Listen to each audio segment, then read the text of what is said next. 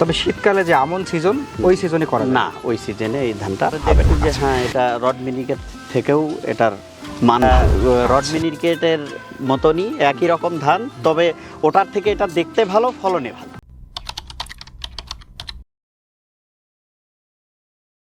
ধান চাষাবাদ বাংলাদেশের কৃষকেরা বেশ অনেকদিন যাবৎ অভ্যস্ত হয়ে থাকলেও দর্শক, ধানে কি আসলে সেরকম ফলন পাওয়া যায়? কৃষক যে পরিশ্রম করেন, তার যে খাটুনি, সেই খাটুনির সঠিক দামটা বা সঠিক মূল্য কৃষক পান কিনা, এই প্রশ্নের জবাবে আপনি কি বলবেন? নিশ্চয় বলবেন নো, অর্থাৎ না, কৃষক সেই যে মূল্য, সেই মূল্যটা পান না। এই মূল্য পেতে হলে কি করতে হবে? আমাদের ফলন বাড়াতে হবে। আর ফলন বাড়াতে হলে আমাদের পরিশ্রম যা থাকবে সেটাকে সঠিকভাবে পরিশ্রম করতে হবে, সঠিক উপায়ে, অর্থাৎ গাধার খাটুনি খাটা যাবে না, এবং ভালো জাত সংগ্রহ করে ভালো ভালো জাতের চাষাবাদ করতে হবে যাতে ফলন বৃদ্ধি হয়। তাই বলে আবার কিন্তু হাইব্রিডে গেলে চলবে না, আমাদের ইনব্রিডে থাকতে হবে। ইনব্রিডের মধ্যে যেগুলো উচ্চ ফলনশীল সেই জাতগুলো চাষ করতে হবে। এমন একটি জাত নিয়ে চাষ করছেন বা কাজ করছেন হচ্ছে ঝিনাইদহ জেলার কালীগঞ্জ উপজেলার গোমরাইল গ্রামে হাফেজ মোহাম্মদ মাসুদুর রহমান। তিনি বেশ কয়েক বছর যাবৎ ধানের চাষাবাদ করে এসছেন, তরুণ মানুষ। সেখান থেকে যখন দেখলেন যে আসলে এই যে বাপদাদার যে নিয়ম, যে জাত, এগুলো চাষ করে তো খুব বেশি লাভবান হওয়ার সুযোগ নেই, তাহলে নতুন কিছু করতে হবে। সেই নতুন ভাবনা থেকে তিনি নতুন একটি জাত, অর্থাৎ রাজা মিনিকেট নামে একটি ধানের চাষাবাদ করছেন, এবং সেখানে তিনি বেশ সফলতা অর্জন করতে পেরেছেন বলে আমরা তথ্য পেয়েছি। আর তবেই আমাদের ছুটে আসা। দর্শক, আজকে আমরা চেষ্টা করব এই ধানের চাষাবাদ সম্পর্কে আপনাদেরকে তথ্য জানানোর। এটা কোথা থেকে কিভাবে জাত সংগ্রহ করলেন, এটা চাষাবাদের নিয়ম, এবং আসলে এটাতে ফলন কেমন। আশা করছি পুরো অনুষ্ঠান জুড়ে সঙ্গে থাকবেন এবং উপভোগ করবেন আজকের দারুণ তথ্যচিত্র উদ্যোক্তার খোঁজের পর্দায়। চলুন শুরু করা যাক।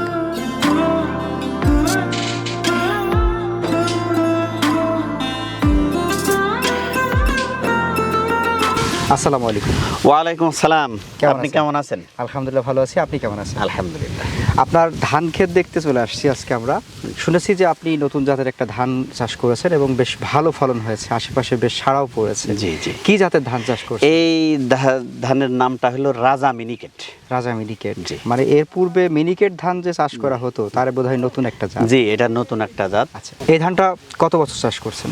এই ধানটা 2 বছর ধরে চাষ করা হচ্ছে। 2 বছর ধরে। জি। এটা মূলত কোন সিজনের ধান? এটা মূলত বড় সিজনের ধান। আচ্ছা, এটা যদি আপনি মনে করেন যে আউশে করবেন তা আউশ ধান করা যাবে, মানে বর্ষাকালে জি, যেটা হয়। বর্ষাকালে যেটা হয়। তবে শীতকালে যে আমন সিজন ওই সিজনে করা যায় না, ওই সিজনে এই ধানটা হবে না। আচ্ছা, আপনার এই ধানের সাড়া পড়েছে খুব ভালো, কিন্তু কি কারণে? আসলে এটার ফলন কেমন? এটার ফলন অন্যান্য ধানের তুলনায় শতকে মন বা জি, তার জি। কাছাকাছি হচ্ছে। জি। আচ্ছা, এর আগে তো আমরা রড মিনিকেট ধান চাষ করতে দেখেছি। এটা কি রড মিনিকেটের চেয়েও বেশি ভালো? যে এটা তো আমি চাষ করার পরে দেখছি যে হ্যাঁ, এটা রড মিনিকেট থেকেও এটার মান ভালো। আচ্ছা, তো এই ধানের একটু কোয়ালিটি আমাদেরকে বলেন। ধানটা আসলে কোন কোয়ালিটির, মোটা নাকি চিকন? এই ধানটা চিকন ধান। এটা রড মিনিকেটের মতনই একই রকম ধান, তবে ওটার থেকে এটা দেখতে ভালো, ফলনে ভালো। আচ্ছা, আমরা রড মিনিকেট সম্পর্কে জানি, মিনিকেট সম্পর্কেও জানি। রাজা মিনিকেটটা কিভাবে আপনি চাষ করলেন? এটা আসলে আধুনিক যুগ, মোবাইল চালাই, মোবাইল থেকে অ্যাপস থেকে দেখা যাচ্ছে ভিডিও পেয়ে এটা দেখছি যে এক চাষি ভাই, কৃষি ভাই ধানের চাষ করেছে, সেখান থেকে আর কি দেখে পছন্দ হলো আলোচনা করে বীজ সংগ্রহ করা। আচ্ছা, ওইভাবেই চাষ শুরু জি করা। জি। আচ্ছা, এখন এই ধানের যদি আমরা একটু উচ্চতা নিয়ে কথা বলতে চাই, সাধারণত এটার উচ্চতা কেমন হয়? অন্যান্য ধানের তুলনায় এ ধানের উচ্চতা একটু বেশি। একটু বেশি হয়? জি। আচ্ছা আচ্ছা, সেটা বেশি বলতে কীরকম, যে অনেক বেশি নাকি জাস্ট একটু বেশি? একটু বেশি, সামান্য একটু সামান্য বেশি। জি। আচ্ছা, এই ধানের আমরা যদি একটু কোয়ালিটি বলি তাহলে ধানটা হচ্ছে মাঝারি চিকন, মানে খুব জি, বেশি জি। মোটা না। এবং একটা ব্যাপার লক্ষণীয়, আপনার ধানে আমরা যেটা দেখতে পাচ্ছি যে চিটার পরিমাণ কিন্তু খুবই কম। জি, এ ধানে চিটার পরিমাণ খুবই কম হয়, ফলনে এজন্যই চাষির ফলনে বেশি লাভ হয়। আচ্ছা, এবার যদি আমরা একটু চাষবাসে আসি, জি। এইটার বীজতলাতে চারা থাকতে হয় কতদিন? 25 থেকে 30 দিন।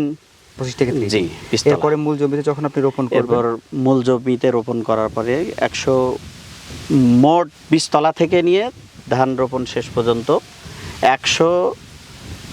35 থেকে 40 দিন। 135 থেকে 40 দিন মোট মিলায়ে। জি। তার মানে আপনার 30 দিন বা 25 দিন থাকলো বীজতলায়, এরপরে 100 দিন বা 105 দিন থাকবে হচ্ছে মূল জি, জি, জমিতে। জি। এই হচ্ছে আপনার আর আউশ ধান যদি আপনি করেন, এই ধান যদি আউশে লাগান তাহলে 100 দিন। 100 দিন। জি, জি। সেখানে একটু সময় কম লাগবে। জি, একটু সময় কম লাগবে। আচ্ছা, এটার গোছাতে প্রতি গোছাতে কতগুলা করে দিতে হয়? এই প্রতি গোছাতে 2 থেকে 3টা চারা রোপণ করা যাবে। 2 থেকে 3টা থাকবে জি। প্রতি গোছাতে। জি। আচ্ছা, এখন গোছাই কতগুলার সংখ্যা হয়েছে আনুমানিক? আনুমানিক এখন কি 18-20টা হবে? হবে 18 18-20টা হবে। সেই হিসাবে এটার গোছটাও ভালো হয়। জি, গোছে ভালো হয়। গোছেও ভালো হয় এবং গাছও খুবই শক্তপোক্ত। তারপর চাষি যদি এটা চাষ করে তাহলে ওষুধ খরচ কম। আচ্ছা। অন্যান্য ধানের তুলনায় এটা রোগ বালাই কম থাকে। এই ঝড়ের সিজন, ঝড় হলে এটা ঘাসটা ভেঙে পড়ে না। মানে মূলত তো এটা ঝড়ের সিজনেরই ধান। জি, জি, জি। হ্যাঁ, সেই হিসাবে এটা ঝড় হলে ভেঙে যাওয়া বা পড়ে যাওয়ার কোনো চান্স নেই। না, পড়ে যাওয়ার কোনো চান্স নাই। আচ্ছা, এবার প্রতি গোছায় আপনি 2-3টা করে দিলেন, এটা হলো হচ্ছে 18 থেকে 20টা, কিন্তু দূরত্বটা কেমন দিয়েছেন? দূরত্বটা আপনার 6 ইঞ্চি? জি, 6 ইঞ্চি বাই 8। 6 ইঞ্চি বাই 8 ইঞ্চি। জি।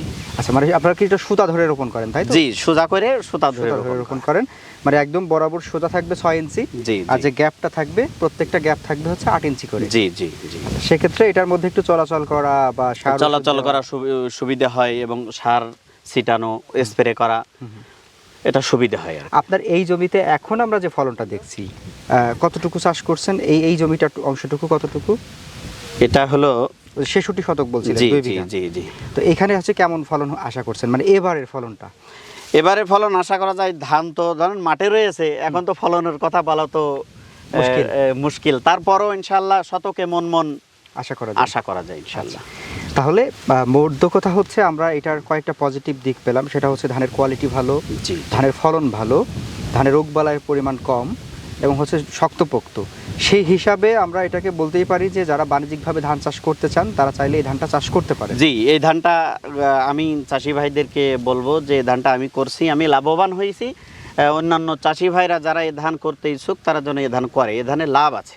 আচ্ছা, লাভ থাকার কারণে আমি সবাইকে বলবো যে এই ধান তারা যেন রোপণ করে। আচ্ছা। তো দর্শক, আজকে আমরা কথা বলছিলাম হচ্ছে একজন উদ্যোক্তার সাথে, হাফেজ মোহাম্মদ মাসুদুর রহমান।